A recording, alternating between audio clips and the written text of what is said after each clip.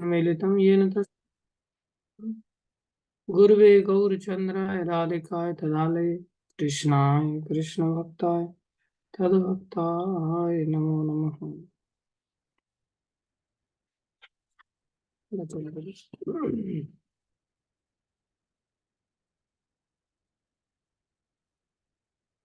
भगवान की विशेष कृपा से हम 9वें अध्याय में प्रवेश किए हैं,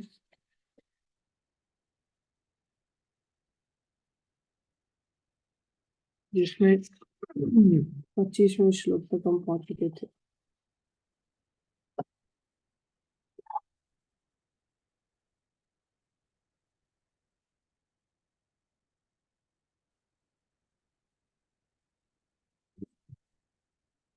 गीता में भगवान ने कृपा करके परम गुह्य ज्ञान के माध्यम से हम सबके सामने ये रास्ता खोल दिया है कि कोई मेरे पास आना चाहे तो मेरे पास आने के लिए भी उसके लिए सुलभ अवसर है। उसके लिए कंफ्यूज रहने की आवश्यकता नहीं है। टॉप मोस्ट पोजीशन तो भगवान के पास ही जाने में है। वहीं जाने पर हमारा जन्म मरण का चक्र बंद होगा। बाकी संसार में हमारा जन्म मरण का चक्र बंद नहीं हो सकता। गुरु महाराज हमेशा इस बात पर बल देते हैं कि हमें जन्म मरण के इस चक्र को बंद करना है। भक्ति सिद्धांत महाराज का भी फेवरेट भजन था गोपीनाथ मम निवेदन सुनो। विषयी दुर्जन सदा कामरत नाही मोर, हाँ, नहीं मोर कोई गुण, मेरे हृदय में कोई गुण नहीं है, मैं बड़ा कामी हूँ, भक्ति भक्ति नहीं है। उसमें एक लाइन आती है कि ये जो जन्म मरण की माला है जो भक्ति विनोद ठाकुर ने इस भजन को लिखा है, ये अब मेरे से सहन नहीं होती। हमें तो जन्म मरण की माला ही नहीं लगती। हमको लगता है कि हमने कभी मरना नहीं और कभी जन्म नहीं लेना है। लेकिन हमें ये भान होना चाहिए कि जन्म मरण की माला वास्तव में बड़ी दुखदायक है। जब तक बीमारी लगती नहीं ना तब तक ऐसा लगता है, जब बीमारी लग जाती है ना तब व्यक्ति को पता चलता है कि एक एक बीमारी कितना सा कष्ट देती है। एक फोड़ा भी हो जाता है तो कितना कष्ट देता है, इतने लंबे समय तक परेशान करता है। बुढ़ापा आ जाता है तो और ज्यादा कष्टदायक हो जाता है। जैसे बूढ़े बैल के सामने से लोग निकल जाते हैं, कोई उसको देखता नहीं, ये सोच करके अब तो ये काम का नहीं रहा। ऐसे संसार में कोई हमारी ओर ध्यान नहीं देता। कोई चप्पल भी मांगता है ना बूढ़ा व्यक्ति तो लोग चप्पल भी ढंग से नहीं देते। मेरी दादी को मैंने देखा, हो मैं उसको उठा करके लेकर के जा रहा था, उसने बोला बेटा चप्पल देना, तो मेरी बहन ने चप्पल पैरों से फेंक के मारा उधर। तो संसार ऐसा ही है। संसार में 4 दिन बाद हम सब इन्हीं सब चीजों का सामना करने वाले हैं। इसलिए भगवान ने मौका दिया, यान्ति देव व्रता देवान पितरन यान्ति पितृव्रता भूतानि यान्ति भूतेज्या यान्ति मध्याजिनोपि माम। भगवान ने कहा जो जिस प्रकार की आराधना करेगा वो वैसा ही लक्ष्य को प्राप्त करेगा। अगर किसी ने मेरे को लक्ष्य बना करके आराधना किया तो मेरी प्राप्ति करेगा।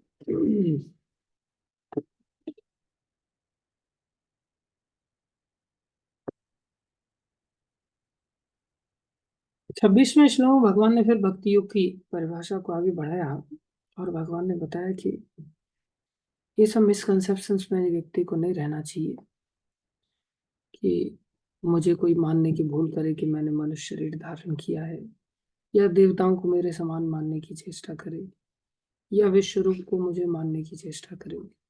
मेरी अपनी अलग सत्ता है।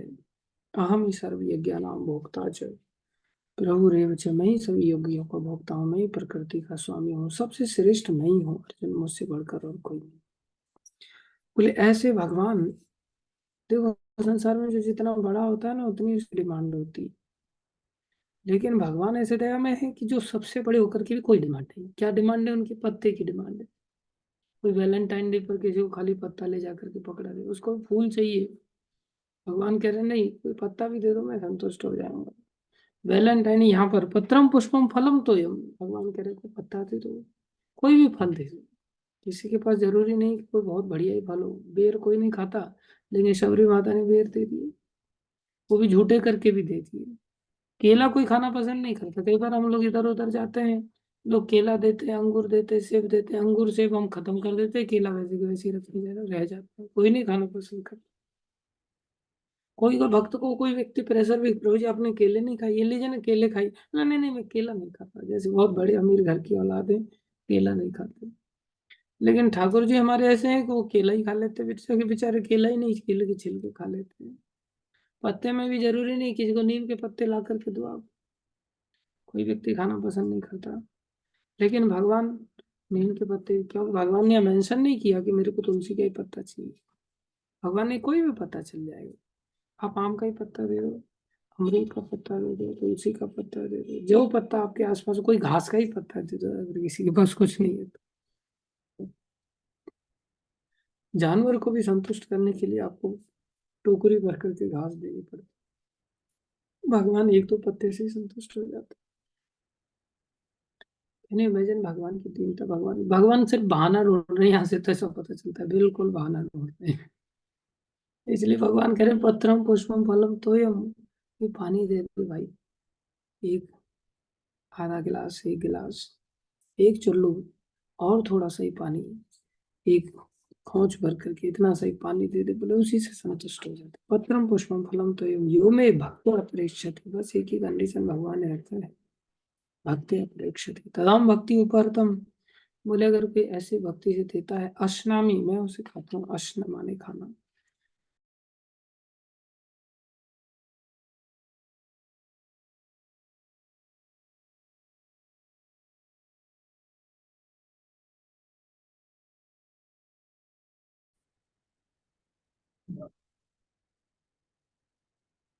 सबको आवाज आ रही है?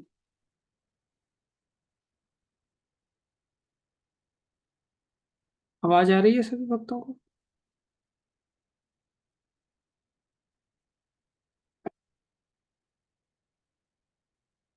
प्रभु हरे जी, आ कृष्ण। रही है आवाज। भगवान कह रहे हैं कोई व्यक्ति अगर ऐसा करता है तो बोले मैं उसको ग्रहण करता हूँ, ये भगवान की दया है। और इतनी दया समाप्त नहीं हुई, भगवान ने आगे भी इसको वर्णन किया। भगवान ने कहा तुम जो कुछ भी करते हो, यद करुषि, यद अश्नासि, यद जुहोषि ददासि, यद तपस्यासि कौन्ते तत् कुरुष्व मदद। ये महाराज का बहुत फेवरेट श्लोक है, गुरु महाराज इसको बहुत बार मेंशन करते हैं। तुम जो कुछ भी करते हो सिर्फ मेरे लिए करना सीखो। हमें केवल और केवल अपना दृष्टिकोण मात्र बदलना है, लेकिन हमारा दृष्टिकोण ही नहीं बदल पाता। हम जो कुछ भी करते हैं अपने लिए करने लग जाती है, सबसे बड़ी बीमारी है। और करते भी हैं तो अहंकार इतना आकर के घेर लेता है कि अहंकार पीछा नहीं छोड़ता। नारद जी जब भक्ति करने लग गए, नारद जी एक पर्वतों की श्रृंखला से होकर के गुजर रहे थे, कैलाश पर्वत के आसपास से गुजरे। वहां क्या हुआ, नारद जी को बहुत अच्छा वातावरण लगा और नारद जी भजन करने बैठ गए। बहुत सुंदर भजन किया। भक्त लोग तो निष्काम होते हैं, उनको तो भगवान से लेना देना होता है, वो तो भगवान की खुशी के लिए भजन करते हैं। और भजन भी बोझ नहीं होता, उनको अपने आप में भी खुशी मिलती है, इसलिए भजन को बोझ मान करके हम लोग करते हैं, लेकिन शुद्ध भक्त भगवान के भजन को बोझ मान करके नहीं करते, उनको तो आनंद आता है। उनको बड़ा आनंद आया और भजन में बैठ गए। इंद्र को लगा के लगता है ये मेरे लिए कुछ कर रहा है, मेरे इंद्रासन को छीनने के लिए शायद यहाँ भजन करे। उन्होंने बड़ी सुंदर सुंदर अप्सराओं को भेज दिया। अप्सराओं ने खूब नाच गान किया वहां पर, लेकिन वो नाच गान का कोई असर ही नहीं हुआ इंद्र जी के ऊपर। कामदेव आदि सब लोग आकर के खूब प्रयास करते रहे, आखिर में वो सब थक थक आकर के वापस चले गए। जब वापस चले गए, नारद जी को बड़ी प्रसन्नता हुई कि आखिर में ये लोग मेरा कुछ बिगाड़ नहीं पाए। उन्होंने अपने पिता ब्रह्मा जी के पास जाकर के सूचना दिया। पिताश्री चुपचाप सुनकर के बैठ गए, वो भी तो परम भक्त हैं, लेकिन उन्होंने कुछ ज्यादा कहा नहीं। लेकिन शंकर भगवान के पास जब पहुंचे तो देख करके शंकर जी उनको गले लगा और कहने लगे बोलो नारद, कैसे हैं, कहाँ हैं आजकल, अभी समय से दिखाई नहीं। दिखाई क्या, मैं थोड़ा सा भजन करने लग गया था और इतना आनंद आया कि कामदेव इंद्र के द्वारा भेजा गया था, अप्सराएं भेजी गई थी, कोई मेरा कुछ नहीं बिगाड़ पाया, सब चले गए। तो शंकर भगवान बड़े प्रसन्न हुए, बोले बहुत अच्छी बात है भैया, लेकिन ये बात आपने मेरे को तो बता दी, ये बात कभी भगवान विष्णु को, नारायण प्रभु को जाकर के मत बता देना, वो पूछें तो भी मत बता देना। तो इतना सुन करके नारद जी बोले देखो, ये शंकर जी को भी मेरे से जलन हो रही है, ये भी मेरे से इस बात को लेकर के जलते हैं। वहां से निकले, वैकुंठ में पहुंचे, वैकुंठ अधिपति भगवान को वर्णन किया। भगवान पूछे, नारद बहुत समय बाद आ जाए हो, कहाँ थे, और सब ठीक ठाक तो है? तो प्रभु क्या बताऊं, आपकी दया से मैं थोड़ा सा समाधि की स्थिति में चला गया था, भजन कर रहा था, कामदेव वगैरह आया और अप्सराएं आई बड़ी सुंदर सुंदर, कोई कुछ बिगाड़ तो नहीं पाया, सब चले गए। अरे नारद, तुम नैष्ठिक ब्रह्मचारी हो, बचपन से ब्रह्मचारी हो, और तुम जैसे ब्रह्मचारियों को, तुम जैसे ज्ञानियों को, तुम तो सूर्य के समान ज्ञानी हो, तुम जैसे ज्ञानियों को ये सब लोग क्या बिगाड़ पाएंगे, इस पे नहीं बात। तो नारद जी कह तो रहे थे कि प्रभु हाँ ये बात तो ठीक कह रहे हैं, आपकी कृपा से ये सब सब कुछ है, लेकिन कृपा के साथ साथ मन में थोड़ा सा अहंकार भी था कि आखिर में मैंने ही ऐसा कुछ किया है। भगवान को अच्छा नहीं लगा, भगवान ने सोचा कि भाई इनको अहंकार हो गया है। देखो अहंकार सबसे बड़ी बीमारी है, काम क्रोध लोभ ये तो बीमारी है ही, इससे भी बड़ी बीमारी है अहंकार। भगवान को अहंकार बिल्कुल अच्छा नहीं लगता। भगवान उस अहंकार को दूर करने की चेष्टा करते। भगवान ने क्या किया, नारद जी वहां से चल पड़े। रास्ते में शील निधि राजा एक बड़ा दिव्य सुंदर नगर दिखाई दिया, झलमल झलमल कर रहा है, बैंड बाजे बज रहे हैं, ढोल नगाड़े बज रहे हैं। तो नारद जी सोच में पड़ गए, ये स्वर्ग आदि इन सब चीजों से, लोगों से ऊपर ये लोग, ये नगर कहाँ से आ गया। पूछा, भैया ऐसा नगर तो पहली बार देखा, चारों तरफ लोग भाग रहे हैं, दौड़ रहे हैं, आपस में बड़ी तैयारियों में लगे हुए, ये क्या चक्कर है। बोले ये राजा की पुत्री राजकुमारी का विवाह है। अच्छा, क्या नाम है राजकुमारी की? बोले उसका नाम विश्व मोहिनी है। विश्व मोहिनी, जो विश्व को मोहित कर ले। विश्व को मोहित करने की ताकत किसमें है? विश्व को मोहित करने की ताकत तो भगवान की माया शक्ति में है। तो भगवान ने माया शक्ति से ऐसी रचना कर दिया कि कहाँ तो अप्सराओं को इन्होंने पराजित कर दिया। अब देखते हैं कैसे मेरी माया को पराजित करते हैं। तो नारद जी बोले, अच्छा ये नगर के लोग तो बड़े सुंदर सुंदर हैं, बड़ा दिव्य नगर है, भव्य नगर है। हाँ महाराज, आप जाओ राजा से मिलो, राजा का कल्याण करो, राजा का मार्गदर्शन करो। राजा के पास चले गए। राजा बोले, महाराज स्वागत है, अच्छा हुआ आप आ गए। मैं सोच ही रहा था मेरी पुत्री का विवाह कैसे होगा, थोड़ा सा आप हाथ देख के बताओ ना।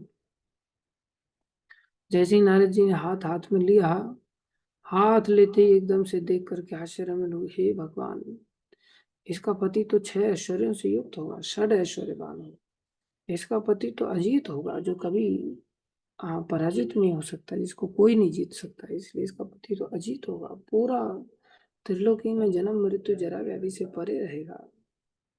सोच में पड़ गए, इतना अच्छा पति इसका होने वाला है, क्यों ना हम ही पति बन जाए। हमारा दृष्टिकोण इतना सहज नहीं है कि तत्करु सुमदर्पण हम सब कुछ भगवान के लिए सोचने लग जाए, इतना सहज नहीं है। जब चीजें सामने आ जाती है तो आदमी सोचता है ठीक है, अब ज्यादा नहीं तो कम से कम इतना समय तो व्यतीत कर ले, साधु बनकर थोड़ा गृहस्थी जीवन भी व्यतीत कर लेते हैं। तो उन्होंने हाथ देख करके बोला, महाराज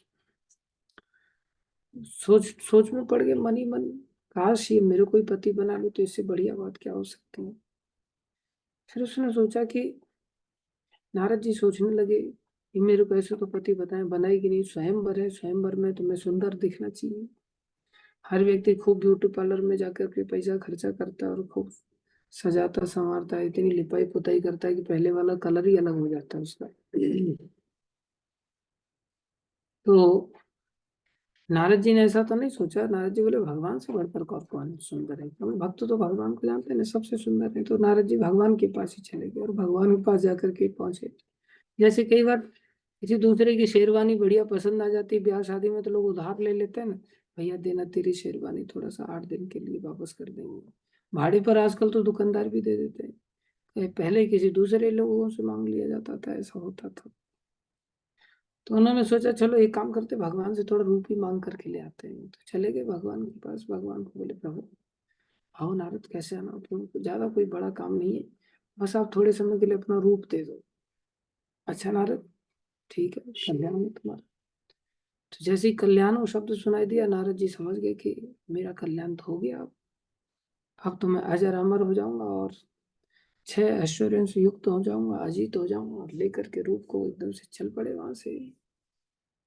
रूप तो भगवान ने नहीं दिया था, अपना वाला, लेकिन दूसरा ही रूप दे दिया था भगवान ने उनको, बंदर का रूप दे दिया। और बंदर भी साधारण नहीं, बड़े बड़े दांत, ऐसे जैसे जंगली सुअर के बाहर निकले रहते हैं ना, दो दांती, ऐसे बड़े बड़े दांत बाहर निकल रहे हैं नारद जी के। और सब शरीर माने बंदर के ही जैसा ही, एक प्रकार से ऊपर का मुख उनका ऐसा हो गया, लेकिन उनको अपने आप में ऐसा नहीं नजर आ रहा था कि मेरा कुछ ऐसा हो गया है।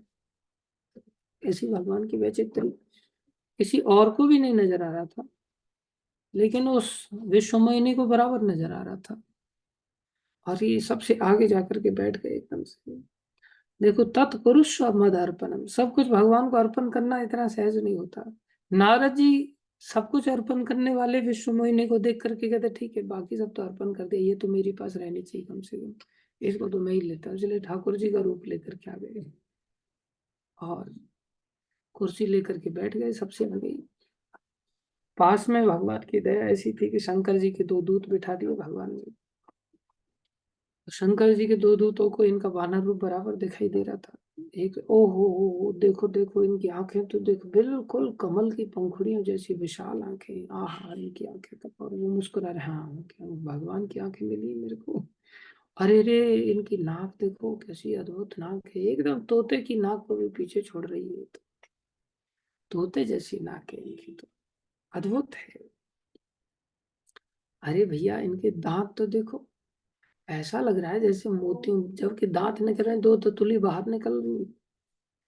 दांत तो देखो इनके, दांत तो ऐसे लग रहे हैं जैसे मोतियों को पिरो दिया हो किसी धागे में, मोती जैसे चमक रहे हैं एकदम से। अद्भुत है इनकी दांतों की पंक्ति माला, एक पंक्ति में है। ऐसा नहीं कि एक आगे बैठा है एक पीछे बैठा है, एक ऊपर लटक गया एक नीचे निकल के लटक करके आ गया, ऐसा कुछ नहीं। देखो देखो इनके दांत देखो। अब नारद जी इस बात को सुन रहे हैं, बड़े आनंदित हो रहे हैं। लेकिन जैसे ही विश्व मोहिनी ने देखा, वो तो डर गई एकदम से। डर करके एकदम से उन्होंने मुंह घुमा लिया, दूसरी लाइन की ओर चलने लगी। जब दूसरी लाइन की ओर चलने लगी तो नारद जी सोच रहे, लगता है इन्होंने मेरे को देखा। कुर्सी उठा करके ही भागे दूसरी लाइन में बैठने के लिए। वो दूसरी लाइन में जाकर के बैठ गए, कुर्सी उठा करके। सारी सभा हंस रही है, लेकिन उनको हंसने से बोली, देखो कैसा स्त्री लोलुप है, कुर्सी उठा उठा करके वहां भाग रहा है। वहां जब जाकर के देखा तो विश्व मोहिनी ने देखा, तो वहां से भी वो डर गई एकदम से। उसने अपनी चाल बदल दी, दिशा बदल दी। जैसी दिशा बदल गई, नारद जी फिर अपनी दिशा उसी दिशा की ओर आने लगे कुर्सी उठा करके। नारद जी को समझ नहीं आया, इधर वो भाग रही है, इधर उधर उनसे बचते हो। नारद जी बार बार सामने जा रहे हैं कि मेरे गले में वरमाला डाले, कि मेरे जैसा तो रूप दुनिया में कुछ है ही नहीं। लेकिन इतनी देर में सामने से भगवान आ गए, और भगवान को देख करके विश्व मोहिनी ने वरमाला डाल दिया। भगवान लेकर के उस विश्व मोहिनी को लेकर के चल पड़े वहां से। अब नारद जी को विश्व शिवदूत बोलते हैं, भैया थोड़ा सा अपना चेहरा तो देख ही लो। कई बार आदमी अपना चेहरा भी देखता है ना, होता कुरूप है, लेकिन शीशे में उसको अपने से बढ़िया कोई नहीं नजर आता है। शीशे में जब हम लोग देखते हैं, ओ देखो मेरी नाक कितनी बढ़िया है, उसकी नाक घटिया, लेकिन मेरी नाक कितनी बढ़िया है, देखो मेरी आंखें कितनी, मेरी मूछें कितनी बढ़िया है, सब एकदम है बकवास। लेकिन अपने शीशे में देखने पर सब कुछ बहुत बढ़िया ही लगता है। नारद जी को भी अच्छा ही लग रहा था। लेकिन जब नारद जी को पता चला, अरे ये तो भगवान ने मेरे साथ छल किया है, भगवान को शाप पर शाप देने लग गए। मैं जानता हूँ आप दूसरों से कितना चिढ़ते हैं, और आप एक नंबर के ठग हैं। आपने शंकर जी को उल्लू बना करके उनको तो जहर पिला दिया, और खुद दूध पीते हैं, खुद मक्खन खाते हैं, अमृत खाते हैं। उनका मकान दुकान सब छीन छान करके आपने उनको हिमालय में बिठा दिया तपस्या करने के लिए, फिर आप वैकुंठ में आनंद ले रहे हो। दूसरों का घर बसता हुआ देख करके तो आप जल भुग जाते हो, आपको बहुत जलन होती है। आज मेरा घर बस जाता तो आपका क्या जा रहा था। इतने समय तो मैं साधु बन करके आपका आराधना कर ही रहा था, ब्रह्मचारी बन करके। 4 दिन थोड़ा सा मैं सुखी रह लेता, थोड़ा सा संसार में विश्व मोहिनी का सानिध्य मिल जाता, लेकिन आपसे कहाँ सहन होने वाला। जाओ, शाप देते हैं हम आपको। जैसे मैं आज स्त्री के वियोग में रो रहा हूँ, आपको भी रोना पड़ेगा। और जो बंदर जैसी शक्ल आपने मेरी बना दी ना, ये बंदर ही आपको चुप कराने में सहायक बनेंगे, नहीं तो आप रोते ही रह जाओगे हमेशा के लिए। तो जब भगवान को शाप दे रहे थे, भगवान ने माया को खींच लिया। जैसे ही माया को खींचा, एकदम से भान हो गया, अरे मेरे से कितनी बड़ी भूल हो गई। प्रार्थना करने लगे, मृषा हो मम शाप कृपाला। हे कृपालु भगवान, ये मेरा श्राप जो है मृषा झूठा हो जाए, आप ऐसी दया कर। लेकिन इधर भगवान क्या बोले? बोले मम इच्छा दीन दयाला। दीन दयाल भगवान बोले ये तो मेरी ही इच्छा थी नारद, कि मुझे श्राप मिलना चाहिए, जिससे कि मैं बहाना करके संसार में आऊं और संसारी लोगों को दिखाऊं कि संसार में जो ये जो आदमी पुरुष स्त्री का सुख चाहता है, स्त्री पुरुष का सुख चाहता है, बोले इसमें तो भगवान को भी रोना पड़ता है करके। ये मैं दिखाना चाहता था कि संसार में जो आसक्ति है, संसार में जो हम कुल मिला करके भगवान के लिए न करके पत्नी के लिए करने लग जाते हैं, पत्नी पति के लिए करने लग जाती है, हम एक दूसरे के लिए जो संसार में कार्य करते हैं, ये केवल और केवल बंधन है, इसमें कोई संतुष्टि नहीं है। इसलिए एक दूसरे के लिए अर्पण करने वाला जो भाव है ना, भगवान को छोड़ करके नारकीय बनाने वाला है। जैसे थोड़े समय पहले मुकेश अंबानी ने अपनी पत्नी को पूरा जहाज ही गिफ्ट कर दिया, जन्मदिन के उपलक्ष्य में अर्पण कर दिया। जैसे शिव जी के ऊपर हम बेलपत्र अर्पण करते हैं, उसने जहाज अर्पण कर दिया। अरे संसार में किसी के लिए कुछ नहीं करना चाहिए, भगवान के लिए करना चाहिए। इसलिए भगवान के यत करो और भगवान के लिए कुछ भी करो यार, हमने बताया था, लेकिन करना चाहिए भगवान की खुशी के लिए। बैजू भक्त की हमने कथा सुनाई तो भगवान को डंडा ही मारता था बेचारा, भगवान उसी में रीझ गए, भगवान प्रकट हो गए, शंकर भगवान। इसी प्रकार भगवान श्री कृष्ण, जो व्यक्ति जिस भाव से भी भगवान की आराधना करता है, भगवान रीझ जाते हैं। यत करोषि यद अश्नासि यद जुहोषि ददासि यत यत तपस्यासि कौन्तेय तत् कुरुष्व मदर्पणम्। अर्जुन, ये भक्ति तो बड़ी सरल है। भगवान ने यहाँ पर बताया 28वें श्लोक में, इसका फल तो देखो, शुभाशु फलेरेवं मोक्ष से कर्म बंधने। संसार के सारे कर्म बंधनों से भक्ति मोक्ष दे देती। संन्यास योग युक्त आत्मा विमुक्त हो माम उपेक्षसी। लेकिन कंडीशन है इसमें, संन्यास योग युक्त आत्मा, असली संन्यास मन का संन्यास है, जो पहले तीसरे अध्याय में बता दिया था। बोले मन में संन्यास ले लेना चाहिए, अर्थात मन में किसी भी चीज को अपना नहीं मानना चाहिए।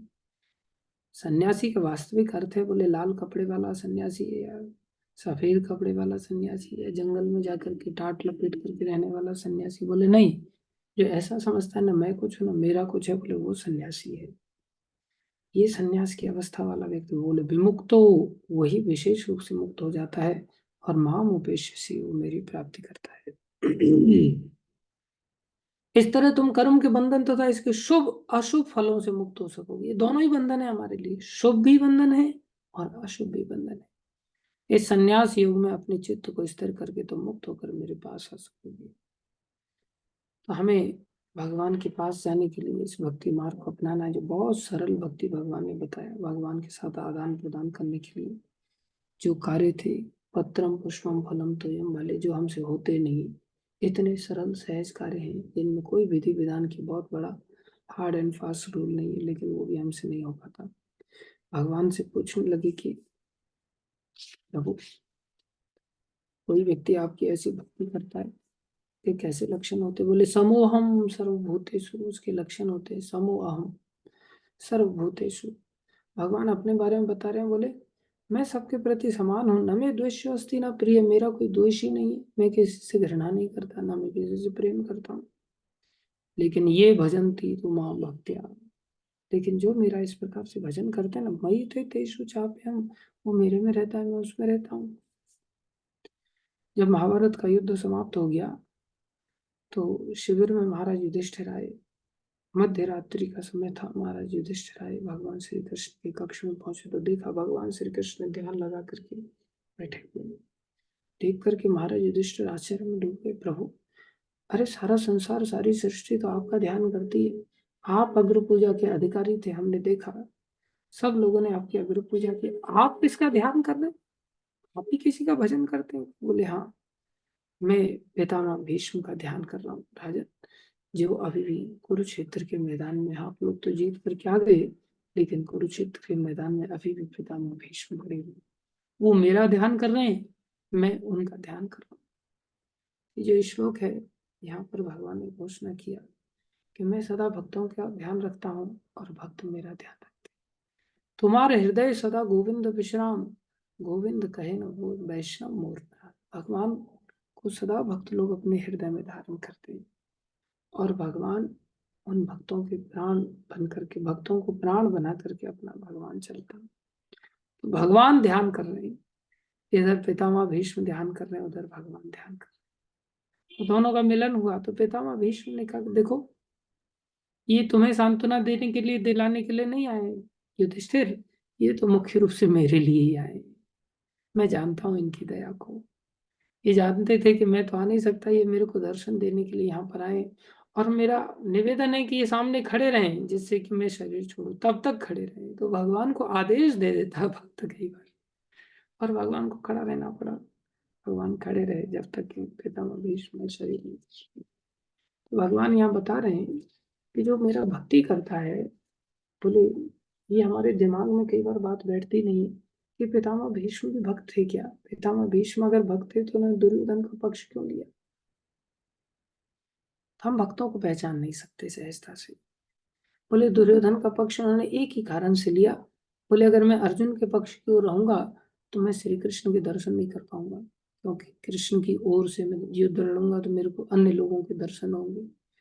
केवल और केवल कृष्ण दर्शन पाने की लालसा इतनी प्रबल थी, बोले मैं दुर्योधन के पक्ष से लड़ूंगा, कोई मेरे को कुछ भी कहे कोई दिक्कत नहीं, लेकिन मेरे को निरंतर कृष्ण के दर्शन मिलते रहेंगे, आमना सामना कृष्ण का। और मैं कृष्ण को वीर रस के भरा आस्वादन प्रदान करूंगा।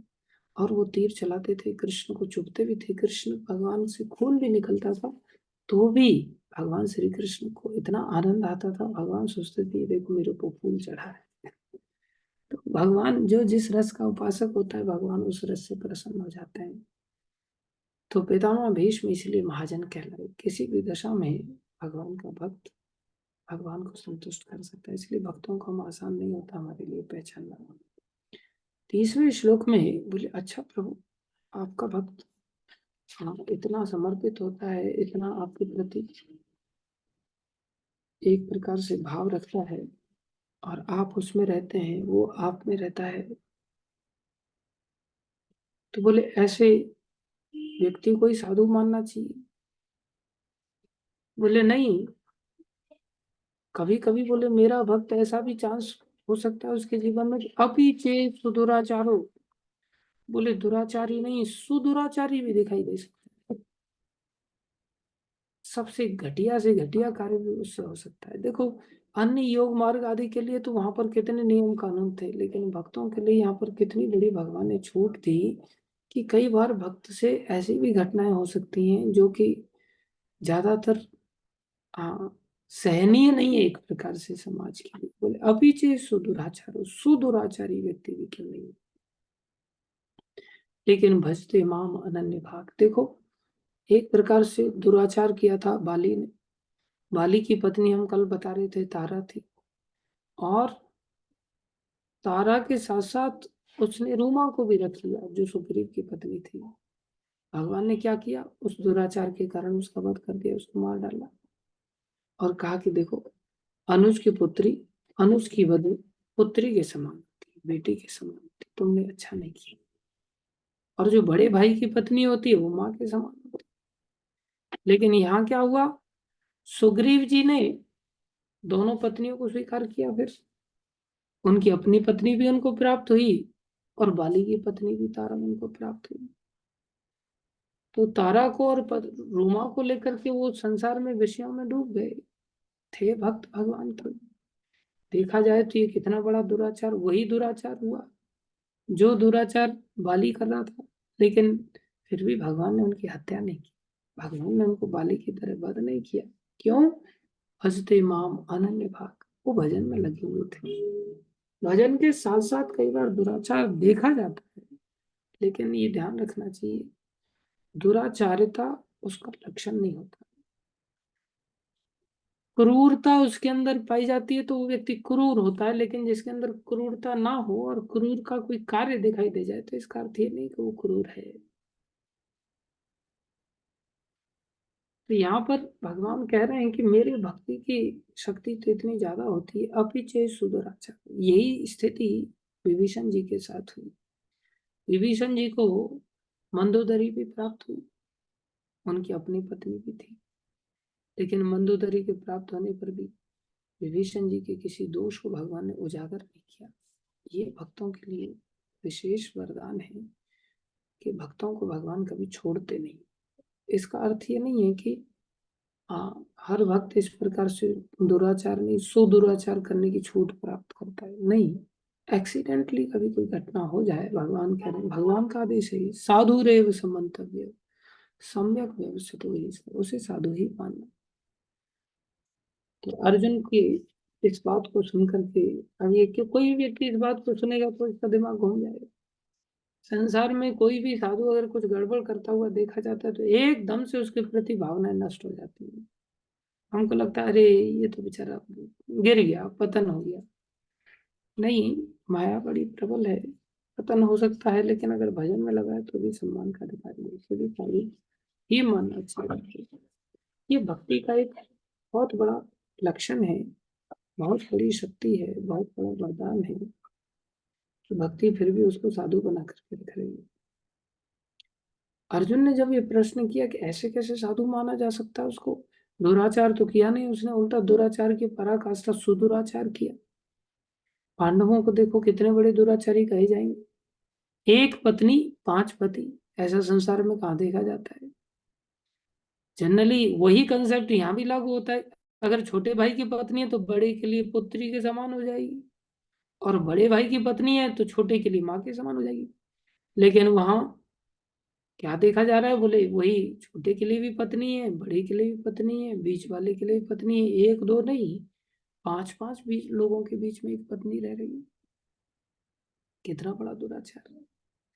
माता कुंती को देखो, जिनके के एक दो नहीं कितने पति हैं, बोले उनके भी एक प्रकार से 5 तो देवताओं से उन्होंने संतान उत्पन्न किया। छठवां पति उन्होंने एक प्रकार से महाराज पांडु को बनाया, जो पांडु की पत्नी थी। 7वें पति के रूप में सूर्य देव को भी उन्होंने आह्वान किया था दुर्वासा ऋषि के शाप को चेक, वरदान को चेक करने के लिए।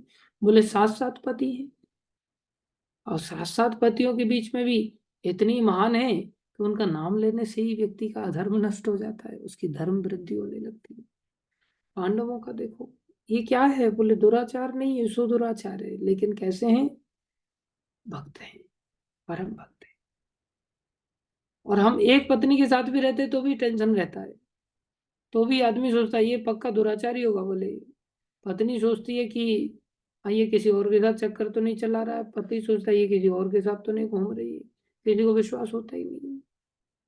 भोगों का ओरिएंटेशन इतना ज्यादा होता है, लेकिन जो भक्त होता है वो ऐसा करते हुए देखे जाने पर भी उसे महाभागवत वैष्णवी समझा जाता है।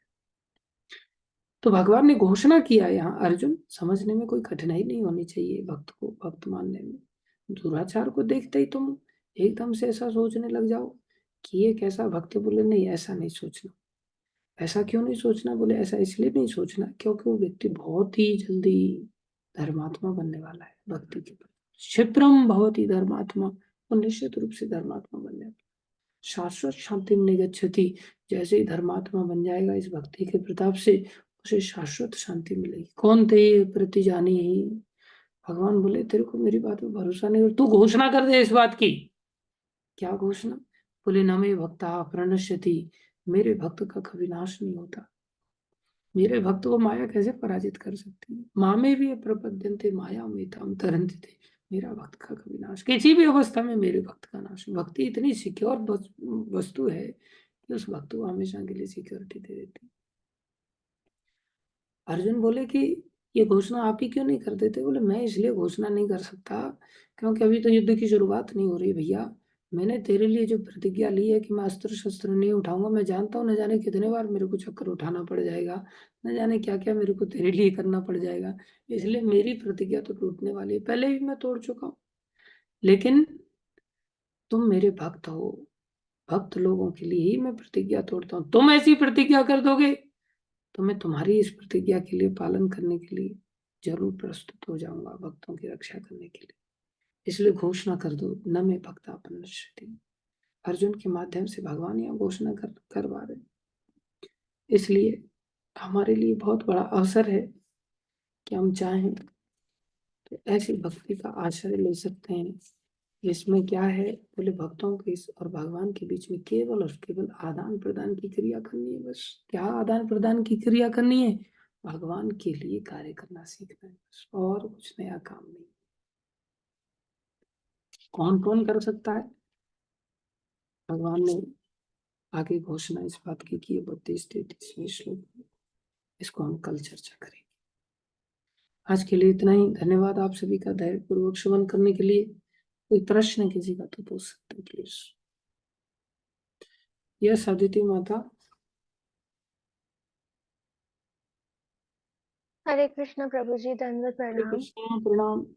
प्रभु जी, मेरा क्वेश्चन कल के लेक्चर से था। कल आपने बताया था कि भगवान कहते हैं कि वो ही सत और असत है। तो प्रभु जी, इसका मतलब क्या है? सत और असत क्या होता है? सत होता है जो आत्मा होती है, जिसका कभी नाश नहीं होता। असत ये संसार है जो नश्वर है। इसलिए जो सत वस्तु होती है वो कभी नाश को प्राप्त नहीं होती, जो असत वस्तु होती है वो कभी टिकती नहीं है, एक न एक दिन उसका नाश हो जाता है। तो आत्मा सत है और शरीर हमारा असत है। हम्म। तो गीता में भगवान ने इस बात की घोषणा की, ना सतो विद्यते भावो ना अभावो विद्यते सतः।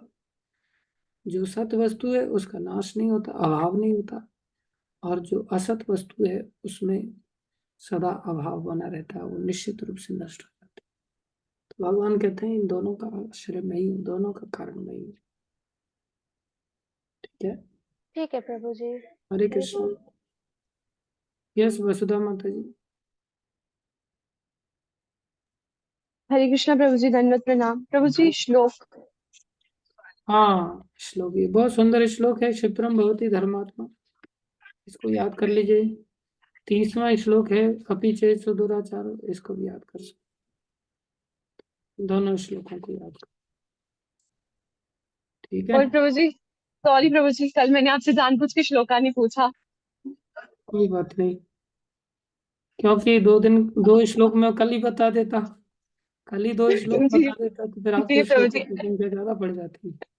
ऐसे गुरु के साथ चालाकी नहीं करनी चाहिए, लेकिन मैंने कल थोड़ी सी कर दी, तो नहीं नहीं, सॉरी प्रभु जी, मुझे क्षमा कर दीजिए। कोई हम गुरु नहीं है, गुरु तो हमारे गुरु जी हैं। नहीं प्रभु जी, मतलब आप भी हमें गाइड तो करते ही हो, टीचर हो हमारी क्लास के, तो मेरे को फिर बहुत ज्यादा हो रहा था कि ऐसे चालाकी नहीं करनी चाहिए। मैंने जानबूझ के नहीं पूछा, मुझे याद था कि ऑलरेडी 4 हो गए हैं, तो सॉरी प्रभु जी। चलो ठीक है, कोई नहीं। ये श्लोक तो सभी बहुत सुंदर सुंदर है। भक्ति सिद्धांत महाराज ने 7 साल की उम्र में पूरी गीता ही श्लोक कंठस्थ कर ली थी। हम तो 7 दूनी 14 को भी पार कर चुके हैं, 7 तिया 21 को भी पार कर चुके हैं, 7 चौक 28 को भी पार कर चुके हैं। अलग अलग एज वाले लोग हैं यहाँ पर, फिर भी 2-4 श्लोक भी मिल जाते तो उसमें घबराने लगते हैं। घबराना नहीं चाहिए, थोड़ी सी मेहनत करनी चाहिए। ठीक है। यस हेमराज प्रभु।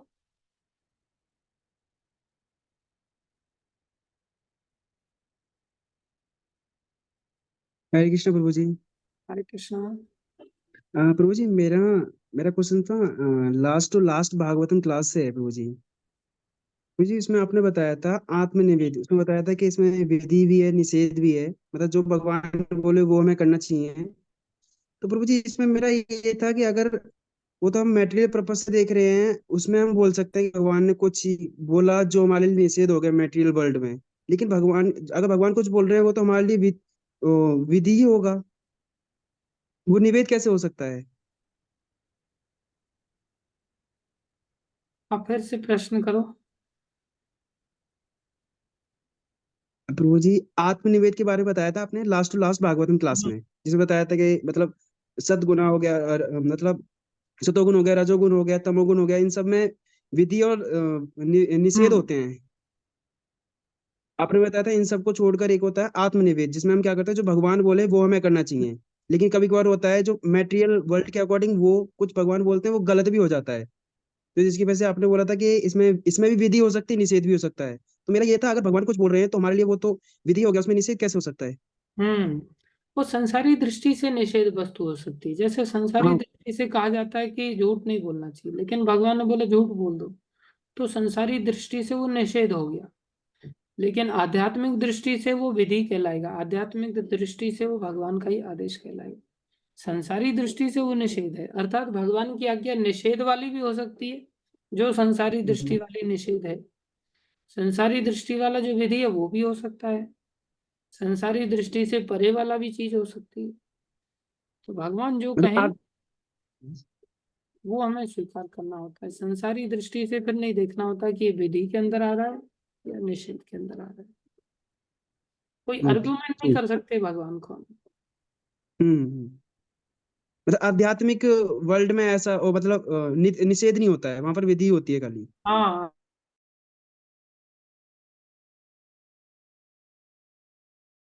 अनुकूल और प्रतिकूल कहते हैं, लेकिन वो फिक्स नहीं होता। आध्यात्मिक जगत में भी। हाँ, आध्यात्मिक जगत में तो कुछ ऐसा चक्कर ही नहीं होता। यस। आध्यात्मिक जगत में तो किसी को सिखाने समझाने की जरूरत ही नहीं होती। आध्यात्मिक जगत में जाने के लिए आध्यात्मिक जो मार्ग है, जिसमें भक्ति को जब हम अपनाते हैं, तो भक्ति को जब अपनाते हैं तो उसमें अनुकूल और प्रतिकूल शब्द का उपयोग में आता है। उसमें विधि निषेध शब्द नहीं आता, क्योंकि अनुकूल प्रतिकूल कुछ भी हो सकता है। एक व्यक्ति के लिए कोई चीज प्रतिकूल है, दूसरे के लिए वो अनुकूल हो सकती है। एक व्यक्ति के लिए अनुकूल है, दूसरे के लिए प्रतिकूल हो सकती है। जैसे मैं कहूँ किसी व्यक्ति को, भाई चलो आप धाम में आकर के मकान बना लो, तो ये सबके लिए जनरल नियम नहीं है ना। भागवतम में एक श्लोक में बोला कि धाम में आकर के मकान फकान नहीं बनाना चाहिए, तो मंदिर में आकर के रहना चाहिए। लेकिन व्यक्ति अपना मकान बना करके रह रहा है, तो मैं मेरा तू तेरा का चक्कर तो संसार से छोड़ कर उसने धाम में भी चालू कर दिया। ये तो ऐसे ही हो गया कि कोई मंदिर में आकर के पत्नी को लेकर के रहने लग गया, और पत्नी के साथ वही भोग बुद्धि से रह रहा है, तो उसने तो मंदिर को भी भोगों का अड्डा बना दिया। तो इसी तरह से मैं मेरा तू तेरा को धाम को भी बना दिया उसने। तो ये अलग अलग लोगों के लिए अलग अलग अनुकूल प्रतिकूल अवस्था बताई जाएगी। किसी व्यक्ति को बताया जाएगा कि तुम अपना घर दान कर दो और घर में से निकल करके तुम मंदिर में आ जाओ। किसी व्यक्ति को बोला जाएगा निकल के ही नहीं आ रहा है, पहले हमारे अड्डे में तो आए, पहले हमारे हाँ कार्य क्षेत्र में तो आए, हमारी जुरिडिक्शन में तो आए, तो इसलिए उसको बोल दिया तुम एक काम करो, तुम यहाँ से निकलने का नाम ही नहीं ले रहा, तेरे को जमीन लेनी है, मकान में रहना, अपना इंडिपेंडेंट रहना, तो मकान बना करके आ रहे हो। तो ये पर्सन टू पर्सन वेरी करता है। तो इसलिए अनुकूल और प्रतिकूल शब्द भागवतम में घोषित किया गया, जिसमें कि किसी व्यक्ति के लिए प्रतिकूल दूसरे के लिए अनुकूल हो सकता है, किसी व्यक्ति के लिए अनुकूल दूसरे के लिए प्रतिकूल हो सकता है, डिपेंड करता है। जैसे महाप्रभु ने नित्यानंद प्रभु को कहा तुम शादी कर लो, तो अब कोई व्यक्ति सोचे कि संन्यास लेने के बाद शादी करनी होती है, तो ये सबके लिए अनुकूल नहीं होगा। वो नित्यानंद प्रभु के लिए अनुकूल था, हमारे लिए अनुकूल नहीं है। समझे? डिपेंड कर। यस हर्षिता माता।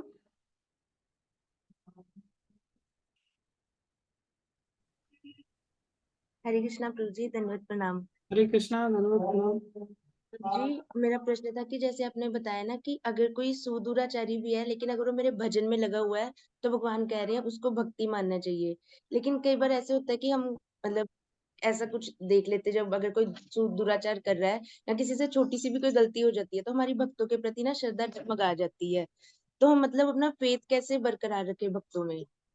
इसलिए तो भगवान ने इस बात को घोषणा किया है। इस श्लोक को हमें याद करना पड़ेगा, हर समय याद रखना पड़ेगा इस श्लोक को। और इस श्लोक के साथ साथ भक्तों के ऐसे चरित्र याद करने पड़ेंगे जिनमें की ऐसी ऐसी घटनाएं घटित हुई हैं। तो जब हम इस प्रकार से अपने दिमाग में बिठाएंगे तब पता चलेगा भक्ति कितनी बड़ी है। आज हम किसी व्यक्ति को देखते हैं और उसका दुराचार देखते हैं तो ऐसा लगता है कि दुराचार ज्यादा बड़ा है भक्ति से भी। तो हमारी नजर में क्या होता है, भक्ति की महिमा खत्म हो जाती है, दुराचार को देख करके हम उसको हीन भाव से देखने लगते हैं। यहाँ भगवान यही दर्शा रहे हैं कि भक्ति की महिमा को भगवान यहाँ पर प्रदर्शित करते हैं कि भक्ति की महिमा कितनी बड़ी है। ये सोना जैसे कीचड़ में भी गिर जाए बोले फिर भी वो सोना ही है। कीचड़ में से निकाल करके उसको धो करके फिर से यूज किया जा सकता है। ऐसा नहीं कि कीचड़ में गिर गया तो ये कीचड़ बन गया, कीचड़ नहीं बना। भक्त तो सोना बन जाता है, फिर उस पर कोई चीज का असर नहीं होता। हो सकता है देश काल परिस्थिति के अनुसार ऐसी परिस्थिति में फंस जाए, तो हमें अपनी भावना को नीचे नहीं गिरने देना चाहिए। ज्यादातर कई बार नहीं होता, हमेशा ही ऐसा होता है हमारे साथ। कई बार हो जाए तो भी ठीक है, हमारे साथ तो हमेशा ही होता है। किसी व्यक्ति को कुछ भी करते हुए देखो, अरे रे रे रे रे, ये देखो ये बेचारा गिर गया, ये तो वक्त था ही नहीं, ये तो सदा ऐसे ही था। चार लोग भी इस प्रकार से उसको बेचारे को ऐसा टोकेंगे कि वो राह बचा भी भक्ति छोड़ करके गायब हो जाता, लेकिन सच्चे भक्त जो होते वो गायब नहीं होते किसी भी दशा। तो भक्ति की महिमा भगवान यहाँ से सिखा रहे हैं हमको। ये हमारे दिमाग में बैठ जाएगी तो ऐसा नहीं होगा, दिमाग में नहीं बैठेगी तो ऐसा हमेशा होता रहेगा। इसलिए श्रद्धा भक्ति की रखनी चाहिए। प्रभु ठीक जी है, एक छोटा सा प्रश्न हो रहा है, पूछ लूं? पूछो। जैसे ना गुरु महाराज कहते हैं कि हमें गुरु की शरण में जाना और गुरु की शरण में जाने के लिए योग्यता, ये दोनों चीजों के लिए साथ साथ में प्रयास करना चाहिए। परंतु दोनों में कैसे साथ हो सकता है? मतलब कोई एक चीज तो पहले होगी ना, या तो हम पहले शरण में जाएंगे और गुरु सुधारेंगे, या फिर हम पहले खुद को सुधारेंगे फिर अच्छे बच्चे बन के गुरु महाराज के पास जाएंगे। तो फिर मतलब दोनों साथ में कैसे संभव है प्रभु जी? हाँ, भारी वाला प्रश्न किया आपने। ये दोनों साथ में संभव है, दोनों साथ में ही होते हैं। जैसे जितनी मात्रा में हम चीजें सीखते हैं उतनी मात्रा में हम दूसरों को सिखाते हैं तो वो चीज भी हमें याद रहती है। अगर हम दूसरे को सिखाते नहीं तो हमारी वो चीज भी हम भूल जाते हैं। तो हमारा सीखना और सिखाना दोनों एक साथ चलता है तो उससे और ज्यादा हम सीखते रहते हैं। इसी प्रकार से हम गुरु की शरणागति लेते हैं, किस लिए लेते हैं? जैसे, हाँ, दूसरे प्रश्न से समझो। जैसे कोई व्यक्ति किसी को प्रश्न करे, आप पढ़ के समझे या समझ के पढ़े? तो पढ़ के समझना होता है। पढ़ता आदमी किस लिए है? जैसे समझदार बने। लेकिन पढ़ने के लिए भी समझ लगती है। तो पढ़ने के लिए समझ लगती है तो वो कैसी समझ होती है? बोले, अगर समझ नहीं तो कोई भी किताब उठा के पढ़ेगा, जो पढ़ना चाहिए वो छोड़ करके कुछ उल्टा सीधा ही पढ़ने लग जाएगा। इसलिए उसको समझदारी भी होना चाहिए। तो पढ़ के हम समझते हैं, समझ करके भी पढ़ना होता है, तो दोनों एक साथ चलते हैं। इसी तरह से गुरु की शरण लेते हैं जिससे हम आगे बढ़ सकें। और जब हम शरणागत हो जाते हैं तो हमें योग्यता भी लानी चाहिए जिससे हम गुरु के प्रति अपराध न कर पाए। इसलिए गंभीरता भी लानी चाहिए। तो दोनों चीजें एक साथ चलानी पड़ेंगी। अगर हम अपने आप में ही सुधरने की जरूरत, सुधरने में सामर्थ्यशाली हैं, तो फिर गुरु की शरण में जाने की क्या जरूरत है? गुरु की शरण में जाते किस लिए? सुधरने के लिए जाते हैं, गुरु जी से सहायता लेने के लिए जाते हैं। गुरु जी हमें मारपीट करके सुधारते हैं। अच्छा, हम गुरु जी की शरण में चले जाते हैं, अब सोचते हैं अब तो शरण में आ गए, अब क्या टेंशन है? बोले नहीं, अभी पूरी तरह से नहीं सुधरे, अब हमें थोड़ा सा जा करके वहाँ, हाँ, शरणागति ले लिया, अब पात्र भी बनना चाहिए।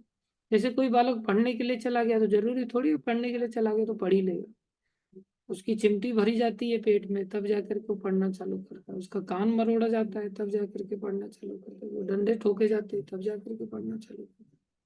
तो शरणागति भी जरूरी होती है और सुधरना भी जरूरी होता है, दोनों एक साथ चलते हैं। ठीक है,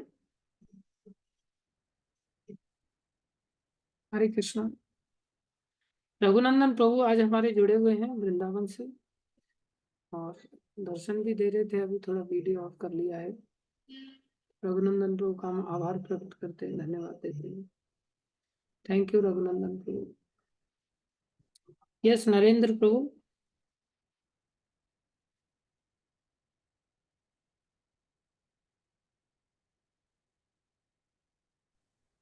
हरे कृष्णा प्रभु जी, दंडोत प्रणाम। हरे कृष्णा, प्रणाम प्रभु। प्रभु जी, अभी जो प्रकृति और माया उसमें क्या अंतर है ये समझ में नहीं आ रहा था जरा मुझे।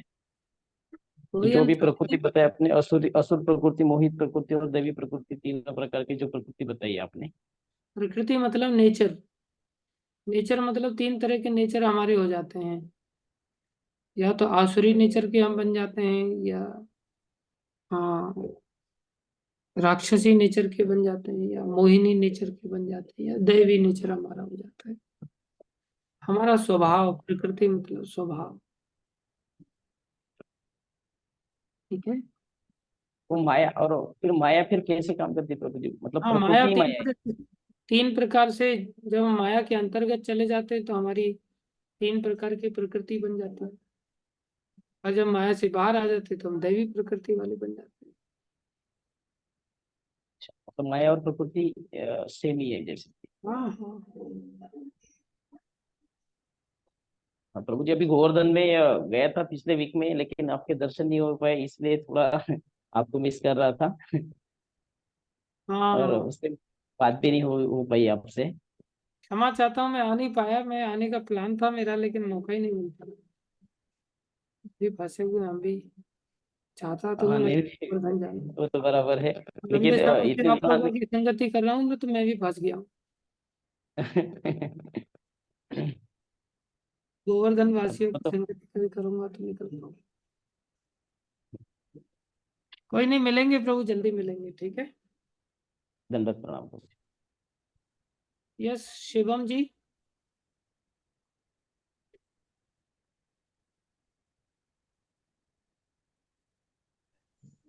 हरे कृष्ण प्रभु जी, दंडवत प्रणाम। प्रणाम प्रभु। अ, हरे कृष्ण प्रभु जी, मेरा प्रश्न ये है कि प्रभु जी मेरे को ना मतलब अकेले मेरे से भक्ति होती नहीं, तो मेरे को ऐसा फील आता है कि मतलब कि अगर मतलब ऐसा कोई जीवन साथी साथ में हो जिसके साथ मतलब मैं भक्ति कर सकूं, मतलब मैं उसे सपोर्ट करूं, वो मेरे को सपोर्ट करे जब भी हम मतलब थोड़ा डाउन फील करें। तो ऐसा मुझे लगता है कि थोड़ा सा मैं कृष्ण जी से भी बोलता हूँ, मतलब अगर ऐसा हो पाए तो मतलब ऐसे कोई मतलब जीवन साथी मिल पाए जिसके साथ मतलब मैं भजन में आगे बढ़ सकूं अच्छे से, तो ऐसा। तो आप इतने दिन से जुड़े थे, आपने आज तक बताया क्यों नहीं था? मेरे को बताते, मैं बिल्कुल जीवन साथी बनने के लिए तैयार हूँ। आप आ जाइए, कोर्ट में चलते हैं हम लोग और डील पक्की कर लेते हैं। आपका पूरा जीवन साथ देंगे, आप हमारा साथ देना, हम आपका साथ देंगे। जीवन साथी अवश्य बनेंगे हम आपके। टेंशन मत लो बिल्कुल भी यार। शिवम प्रभु भक्ति में पूरी सहायता करेंगे आपको। अकेला बिल्कुल नहीं फील होने देंगे। सोते जागते आप कहो तो नहाएंगे भी साथ में बाथरूम में जाकर। बिल्कुल भी अकेला नहीं छोड़ेंगे आप। पहले बताना चाहिए था आपने ऐसा। शिवम प्रभु टेंशन मत लो, हम लोग संपर्क कर लेंगे फोन पर, ठीक है। पूरा जीवन साथी, एक नहीं 10-10 20-20 साथों के साथियों के साथ रहेंगे हम लोग। एक जीवन साथी क्या, संगे शक्ति कलयुगे, इसमें तो दुनिया भर की शक्ति प्राप्त होती है अगर अच्छा संगति मिल जाती है हमको तो। बहुत सारे भक्तों के साथ रहेंगे हम लोग, ठीक है। और कोई रहे ना रहे, मैं आपके साथ रहूंगा, निश्चिंत रहो। बस आप मेरे को छोड़ के मत चले जाना, ठीक है। अरे शिवम प्रभु को अनम्यूट करो, पता चले कि क्या कह रहे हैं। स्वीकार किया कि नहीं किया उन्होंने मेरे को। अरे नहीं प्रभु जी, ऐसी बात नहीं प्रभु जी, वो तो मतलब खैर भक्तों की संगति तो खैर वही अलग बात है प्रभु जी। पर से मतलब जैसे हर टाइम मतलब टेम्पल आना इतना हो नहीं पाता वो सब ना प्रभु जी, आप मतलब कहो हम सीरियसली कहीं बात है फ्लैट प्रभु लेकर के जी। रहेंगे, कमरा लेकर के रहेंगे, टेंपल में नहीं रहना तो क्या रहेंगे?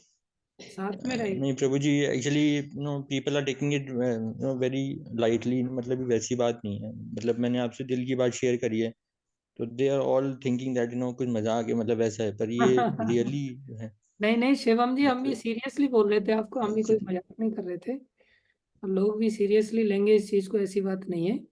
लोग भी इससे एक नया रास्ता सीखेंगे कि ऐसा भी होता है कि भक्त लोग भी जीवन में हमेशा साथ देने के लिए। जीवन साथी तो उसी को कहते हैं जो जीवन में साथ दे। आजकल जीवन साथी में लोग सोचते पत्नी को जीवन साथी बनाए हैं, लेकिन वो जरूरी नहीं होता जीवन साथ देगी। कई बार पत्नी छोड़ के चली जाती, कई पति छोड़ के चले। बड़े बड़े लोगों के साथ ऐसा होता है। जो महाभारत में डायलॉग मारते थे, जो भारद्वाज जी थे, उनके जीवन साथी छोड़ करके चली गई उनको। तो आजकल के आम हो गया, जीवन साथी निभाता कौन है जीवन के साथ? भक्ति ही निभा सकते हैं। और वास्तव में जो भक्ति करना चाहता है वो संसार में शादी के चक्कर में क्यों पड़ेगा? पड़ेगी, वो नहीं पढ़ना चाहेगा। जब जिसने भक्ति को ही लक्ष्य बनाया है, पराये लोग नहीं चक्कर में पड़े। हाँ, प्रभु जी। फिर भी आपके लिए जैसे कोई प्रभु जी, ढूंढेंगे, चिंता मत करो आप, ठीक है। जी प्रभु जी। हरे प्रभु कृष्णा। जी प्रभु जी क्वेश्चन और था, जैसे प्रभु जी मैंने सुना था कि जैसे राधा कृष्ण जी एक बार ऐसा हुआ था कि मतलब कभी एक बार कृष्ण जी भी राधा जी के वियोग में कभी रोए थे, ऐसा कुछ था कि मतलब जब उनसे वो बात नहीं करती थी या कुछ बीच में ना, ऐसा मतलब मैंने कहीं सुना था। तो ऐसा रियल है, ऐसे कुछ सही बात है? भगवान तो सदा रोते रहते हैं, लेकिन वो राधा रानी पत्नी जैसी नहीं है, संसार के जैसी। ऊपर से दिखाई ऐसा देता है, जैसे ऊपर से आप सोना नीचे गिराओगे और लोहा नीचे गिराओगे तो आवाज एक जैसी आएगी, ऐसा लगेगा मेटल गिर रहा है। लेकिन दोनों में बहुत जमीन आसमान का अंतर है। इसी प्रकार से राधा कृष्ण का जो प्रेम है और संसार का जो प्रेम है, उसमें बहुत बड़ा है। इसलिए कृष्ण तो निरंतर रोते रहते राधा रानी के विरह में। वो अलग ये काम है संसार में, वो प्रेम है। हम उनकी नकल नहीं कर सकते, नकल करेंगे तो हम नरक में जाएंगे। उनके आदेश का पालन करना चाहिए। ठीक है, हरे कृष्ण। हरे कृष्णा, हरि बोल। यस, राज किशोर प्रभु। हरे कृष्णा प्रभु जी, दंडवत प्रणाम। प्रणाम प्रणाम प्रभु जी। प्रभु जी, सब कहते हैं कि भगवान परमात्मा के रूप में सभी जीवों में हैं, और यहाँ 9.4 में भगवान कहते हैं कि सभी जीव मुझ में हैं लेकिन मैं उनमें नहीं हूँ। इसको कैसे समझा जाए? हाँ, भगवान भेद अभेद की भावना के द्वारा हमें समझा रहे हैं। भगवान कह रहे मैं हूं भी और नहीं भी हूं। जी तो ये दोनों ही बातें हैं। भगवान यहाँ पर विशेष रूप से भक्ति को, अपनी भक्ति को श्रेष्ठ बता रहे हैं। अभी जैसे कोई व्यक्ति शरीर की सेवा करता है, तो शरीर के अलग अलग अंग हैं। जी जैसे टांग के अंदर पेट है कि नहीं है? पेट नहीं है टांग के अंदर। ये टांग के अंदर पेट तो नहीं है, लेकिन जी बिना पेट के टांग काम करती है क्या? नहीं। इसलिए पेट है कि नहीं टांग के अंदर? आप इस दृष्टि से है। तो बस दृष्टि वाला ही हिसाब किताब है। तो एक जी दृष्टि से क्योंकि पेट शक्ति दे रहा है टांग को, इस दृष्टि से पेट टांग के अंदर है। बोले अंदर होते हुए भी पेट अंदर नहीं है, पेट बाहर है।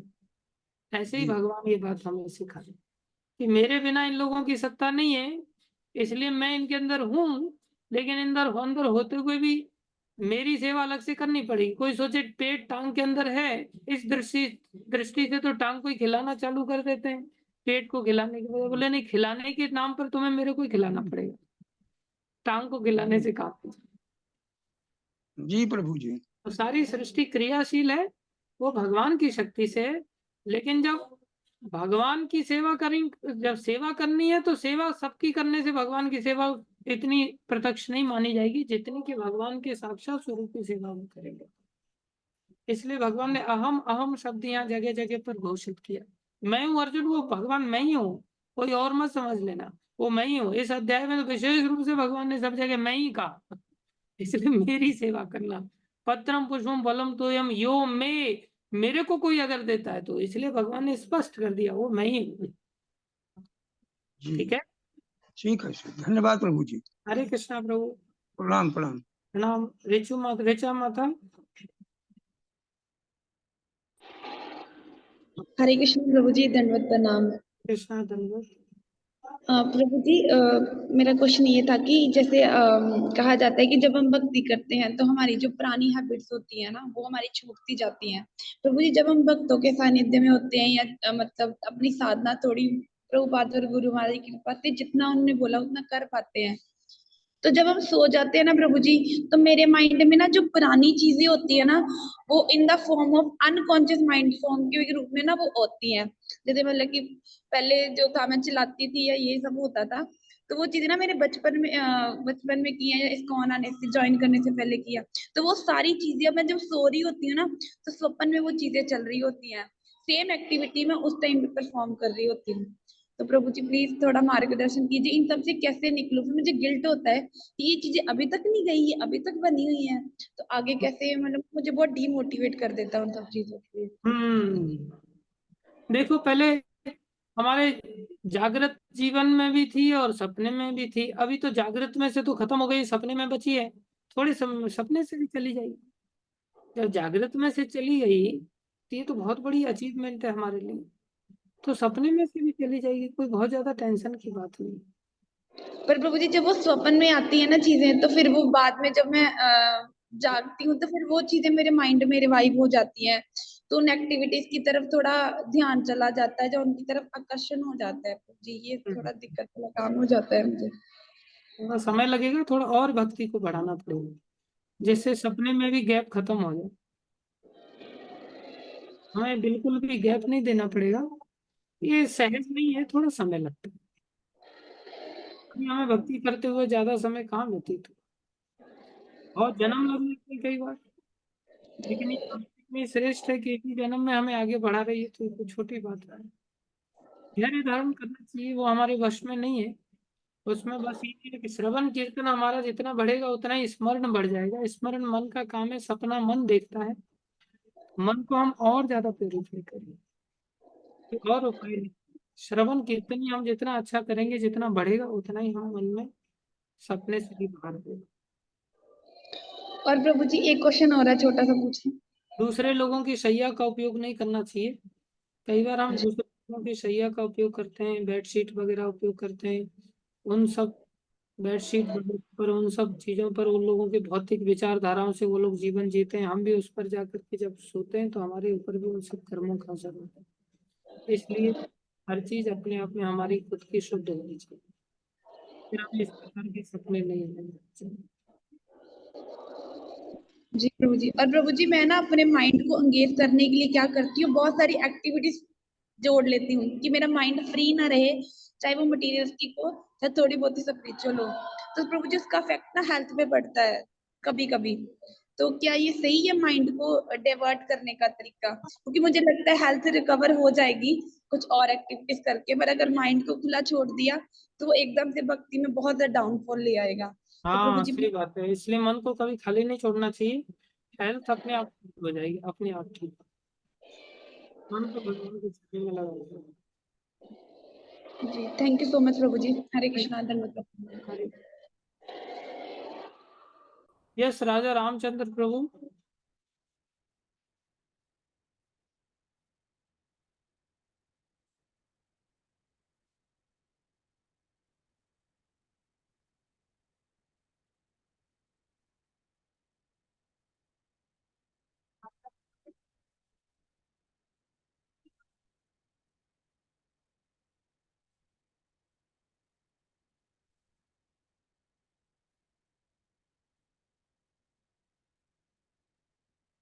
अनम्यूट नहीं कर पा रहे क्या?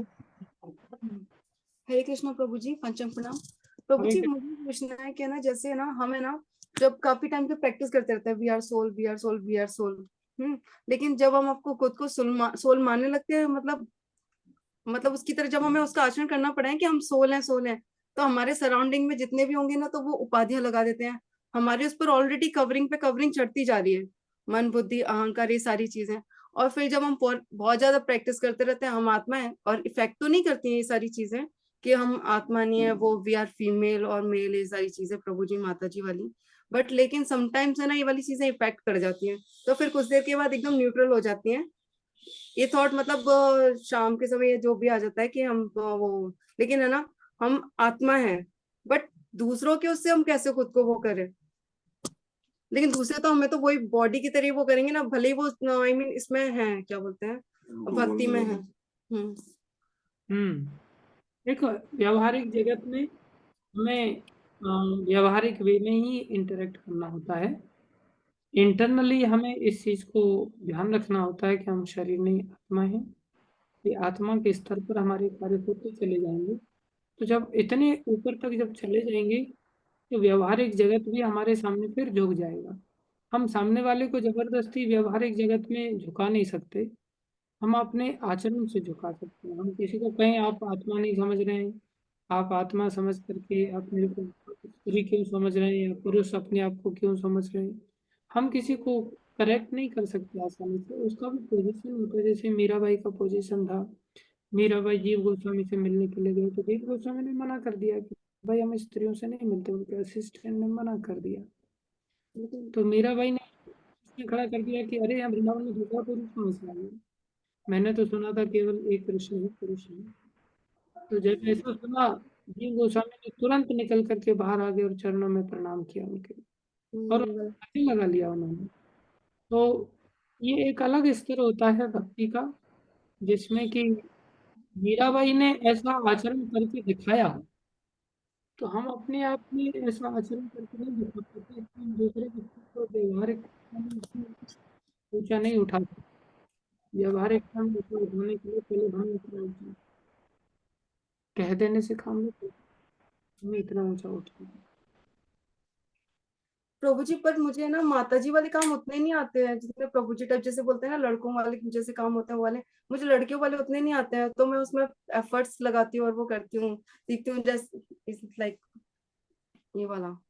हाँ, अच्छी बात है। जो भी काम आते हैं लड़कों वाले काम आते हैं तो लड़कों वाले काम कर सकते हैं, लेकिन उसके लिए लड़कों को जबरदस्ती नहीं कर सकते कि हाँ लड़कों के बीच में ही घुस के लड़कों वाले काम हो। लड़कों वाले नहीं इन द सेंस ये नहीं, जैसे ना मुझे मतलब जैसे मैनेजमेंट लाइक हो या मतलब स्टडी, जैसे मुझे ना भागवतम पढ़ना, भगवत गीता, चैतन्य चरितामृत, ये सारी चीजें मुझे रीडिंग एंड मतलब इस चीज में ही ज्यादा इंटरेस्ट है।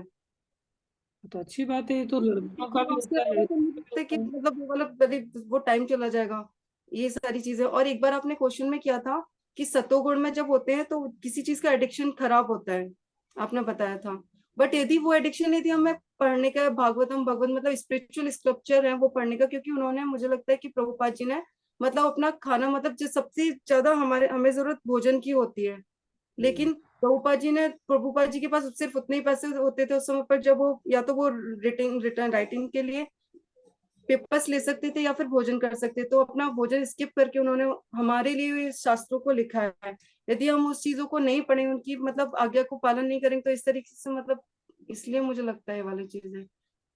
हाँ, जिसकी जैसी समझ है टाइमिंग बहुत कम है पढ़ने के लिए, और कीड़े जैसा हमारा जीवन है, आई मीन पता नहीं चलता कि हम कब ऊपर पहुंच मतलब कहीं पर भी, ये वाला। तो उस समय पर जब उन्होंने उनकी आज्ञा को पूरा फुलफिल करने के लिए, तो मेरा इंटरेस्ट इस चीज में ज्यादा आ जाता है। और अच्छी फिर बात है। तो फिर उसके लिए कैसे क्या करना चाहिए? उसके लिए हमें पढ़ना चाहिए अगर हम पढ़ना पसंद करते हैं तो, लेकिन पढ़ने के साथ साथ हमें जब हम एक समूह के अंतर्गत रहते हैं तो दूसरे के इंटरेस्ट का भी ध्यान रखना पड़ता है। केवल अपनी इंटरेस्ट से काम नहीं चलता कि हम एक ग्रुप के अंतर्गत रहते हैं, एक समूह के अंतर्गत रहते हैं, तो हमें दूसरों का भी ध्यान रखना पड़ता है। तो थोड़ा अधिक अपने इंटरेस्ट का ध्यान रखते हुए दूसरे के भी थोड़ा इंटरेस्ट का ध्यान रखना, फिर आगे चलना पड़ता है।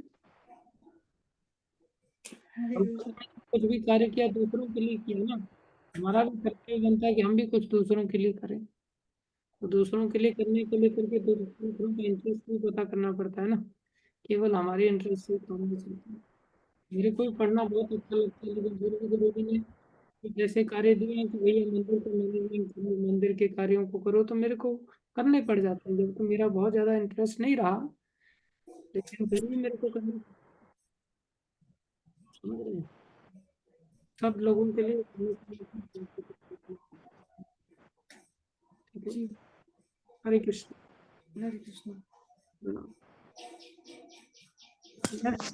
हाँ?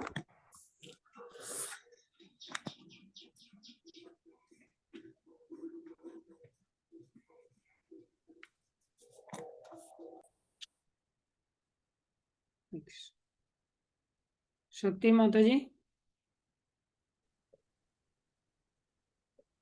हरे कृष्णा प्रभु जी। हरे कृष्णा। प्रभु जी, मैं यहाँ ये पूछना चाहती थी कि जैसे हम जाप करते हैं तो कई बार हम लेट हो जाते हैं जाप करने में, तो जैसे क्लास शुरू हो जाती है तो क्या हम साथ साथ में क्लास भी सुन सकते हैं और जाप भी कर सकते हैं? अवॉइड करना चाहिए, साथ साथ में नहीं करना चाहिए, ठीक है दोनों प्रति अपराध हो जाता है। प्रभु जी, मैंने साथ में वो श्लोका का वो जो मीनिंग होता है ना वो भेजने को बोला था, तो वो आया ही नहीं हुई, ओहो। क्योंकि भागवत गीता तो हम साथ में ले नहीं सकते हैं, तो फिर फोन पे वो मीनिंग भी तो फिर अच्छा रहता है श्लोक लर्न करने के लिए। हाँ सही बात है, चलो मैं भिजवाता हूँ। ठीक है प्रभु जी। हरे कृष्ण। यस वसुधा माता। हरे कृष्णा प्रभु जी। प्रभु जी, आपने कल पूछा था ना वो टाइमिंग का कि 7:30 बजे से क्लास का, तो हाँ हमने भगवत गीता वाले ग्रुप में पोल डाला था, तो वहां पे 45 डिवोटीज ने वोट किया है कि 7 बजे स्टार्ट होना चाहिए, और 45 ने ही वोट किया है कि 7:30 स्टार्ट होना चाहिए। और फिर हमारा एक और ग्रुप है जो डेली जपा सर्कल वाला, जो भगवत गीता क्लास से पहले बना था, उसमें जपा के लिंक्स आते थे, तो उसमें 24 लोगों ने वोट किया है कि 7:30 बजे स्टार्ट होनी चाहिए, और 21 ने किया है कि 7 बजे, तो हम 3 वोट आ गए हैं 7:30 के लिए। 7:30 के लिए 3 लोगों का बहुमत आगे आ गया है। चलो, बहुत सारे लोगों ने बराबर बराबर में भी, एक ग्रुप में तो बराबर वोट हुए ना।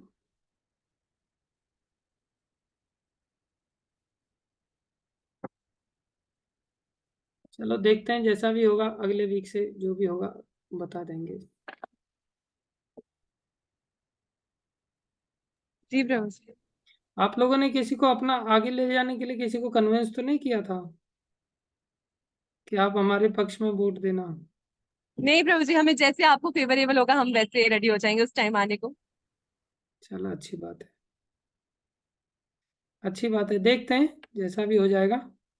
मैं चाहता हूँ 3:30 से 4:30 भी एक जपा सेशन हमारा चालू हो जाए, थोड़ा वो भी जपा चालू कर लेते हैं।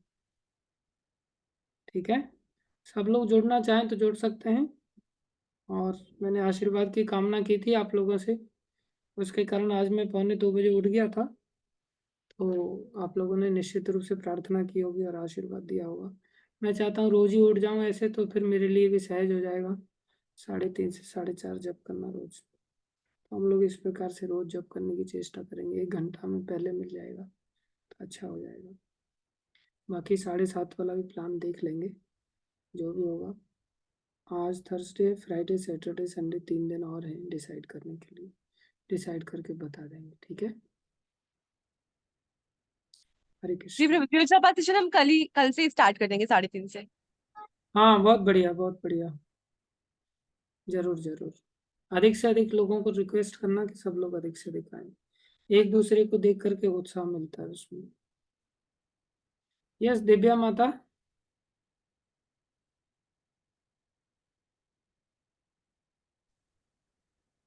कृष्ण प्रभु जी।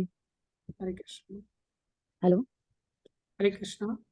प्रभु जी, मेरा क्वेश्चन, मैं खुद अपने क्वेश्चन में थोड़ा कंफ्यूज हूँ कि मैं कैसे पुटअप करूँ क्वेश्चन। प्रभु जी, क्वेश्चन ये है कि हमें अपने कर्तव्यों को ऊपर रखना चाहिए, कि कर्तव्य करने जरूरी है, कमाना है पैसा ताकि आगे बच्चों का और अपने घर का ख्याल रख सके, और साथ साथ में भक्ति भी कंटिन्यू करें, या हमें भक्ति को ज्यादा प्रेफरेंस देनी चाहिए? हाँ कौन सी बहुत, चीज ज्यादा इम्पोर्टेंट है? तो बहुत अच्छी तरह से आपने क्वेश्चन पुट अप कर दिया है, इसमें क्या कंफ्यूजन था? बहुत अच्छे प्रश्न, बहुत अच्छा आपका। देखो, हमें अपने कर्तव्यों का पालन अधिक महत्व के रूप में करना चाहिए, कर्तव्य को हमेशा ही अधिक महत्व देना चाहिए। लेकिन वो अलग बात है कि कर्तव्य भक्ति को मानना चाहिए, इसलिए भक्ति से बड़ा और कोई कर्तव्य नहीं है। जब हम भक्ति रूपी कर्तव्य को निभाते हैं, हमारे बाकी सारे कर्तव्य अपने आप सध जाते हैं। तो फिर साथ साथ में भी अन्य कर्तव्यों को चलाने की आवश्यकता नहीं पड़ती। जैसे आप कह रहे हैं कि संसारी कार्यों को, कर्तव्यों को करते हुए हम साथ साथ भक्ति करें, या भक्ति करते हुए साथ साथ कर्तव्यों को निभाएं। हम प्रायोरिटी किसको दें? प्रायोरिटी हमें भक्ति को देनी चाहिए, और भक्ति को कर्तव्य समझ करके प्रायोरिटी देनी चाहिए। भक्ति ही एकमात्र करणीय कार्य है, बाकी सब तो श्रव्य वही केवलम है। लेकिन इतना स्तर नहीं होता तो फिर साथ साथ भी हम संसारी कार्यों को लेकर के चल सकते हैं। अन्यथा शास्त्र कहता है पूत सपूत तो क्यों धन संचय, और पूत कपूत तो क्यों धन संचय। अगर पुत्र सुपुत्र है तो उसके लिए क्यों पैसा धेला इकट्ठा करना, वो तो अपने आप ही इकट्ठा कर लेगा। और पुत्र अगर कुपुत्र है तो कितना भी इकट्ठा करके चले जाओ, उसको भी वो रहने देने वाला तो है नहीं, वो मैदान साफ कर देगा, सब उड़ा देगा। तो दोनों ही स्थिति में किसी के लिए पैसा इकट्ठा करने की आवश्यकता नहीं है, केवल केवल कृष्ण के लिए कार्य करने की आवश्यकता है। लेकिन फिर भी मन नहीं मानता, इतना ऊंचा स्तर हमारा नहीं है। उसी स्थिति में हमें प्रायोरिटी पर भक्ति को रखना चाहिए, और सेकेंडरी कर्तव्यों को हमें पालन करते हुए चलना। ठीक है, इसमें एक और मेरा प्रश्न है इसी के अंदर, आपके आंसर पे ही। प्रश्न मेरा ये है कि हम कई बार ऐसा करते हैं कि जब हम बाहर काम करने जाते हैं, बाहर जाते हैं घर से, तो हर चीज पूरी कर लेते हैं, अपनी अपने सारे भक्ति के कार्य, कितने जप करने हैं, सब चीजें फटाफट कर कर निकलते हैं। बट जब हम वो चीजें से अलग हो जाते हैं तो कई बार वो आलस से हमें ज्यादा आता है, और हम वो चीज हमारी कम हो जाती है। मेरे साथ तो ऐसा होता है प्रभु जी। और और कई बार ऐसा भी होता है कि बिल्कुल भी वक्त नहीं मिलता, मतलब वो चीज डगमगाती रहती है, समझ नहीं आता कि कौन सी राह चुननी चाहिए हमें उस समय। हम्म मैं शायद बहुत कंफ्यूज बात कर रही हूँ आपसे, मुझे खुद ही नहीं पता चल रहा मैं कैसे आपको बताऊं कि मैं क्या बोलना चाह रही हूँ।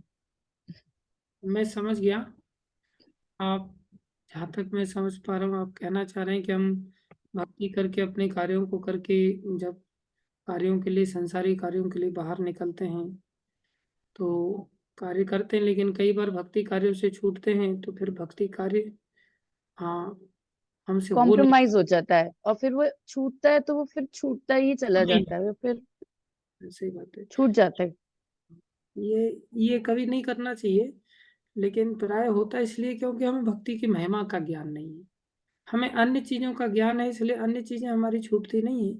लेकिन भक्ति जब छूट जाती है तो इसकी आदत हमारे पास नहीं होने के कारण, लंबे समय के अभ्यास नहीं होने के कारण, ये आलस्य से हम बेशक घिर जाएंगे और हम सोचे चलो कल भी नहीं हुआ, आज भी नहीं हुआ, चलो कल करेंगे, आज नहीं करते, फिर कल भी नहीं होता, फिर परसों भी नहीं होता। इस प्रकार से वो चीज छूटती चली जाती है क्योंकि आदत नहीं है, हमारी प्रायोरिटी नहीं है। इसलिए इसकी महिमा सुननी पड़ेगी, उसके लिए अधिक से अधिक जितनी महिमा सुनेंगे उतनी हम प्रायोरिटी पर आ जाएंगे, अपने आप आ जाएंगे। हमें इसको त्यागना नहीं चाहिए। ठीक है प्रभु जी। उसमें हमारा वश नहीं है, वश हमारा इसमें ही होना चाहिए कि हम कथाएं सुने, नित्य प्रति सुने, जिससे हमारी प्रायोरिटी की अंडरस्टैंडिंग डेवलप हो जाए। ठीक है, ठीक है प्रभु जी, धन्यवाद। Thank you. हरे कृष्णा। धन्यवाद सभी भक्तों का धैर्यपूर्वक श्रवण करने के लिए। आज ऑलरेडी आधा घंटा आगे चला गया हमारा और हमने बहुत पहले ही समाप्त कर दिया था, लेकिन क्वेश्चंस कुछ ज़्यादा ही हो जाते हैं आप लोगों के। प्रयास करेंगे और शॉर्ट में क्लास लेने का, जिससे क्वेश्चन आंसर आप लोगों के साथ कर सके अधिक से अधिक। धन्यवाद सभी भक्तों का। हरे कृष्णा, धन्यवाद, प्रणाम सभी को। गौतम जी का भी धन्यवाद दर्शन देने के लिए। रोज दर्शन नहीं होते भाई तुम्हारे, रोज थोड़ा दर्शन दिया करो। ठीक है, रघुनंदन प्रभु का भी धन्यवाद, बाकी सब भक्तों का धन्यवाद। हरे कृष्ण। वांछा कल्पतरुभ्यश्च कृपा सिंधुभ्यश्च पतितानां पावनेभ्यो। तरुण प्रभु का भी धन्यवाद, देर से ही दुरुस्त आए। हरे कृष्णा।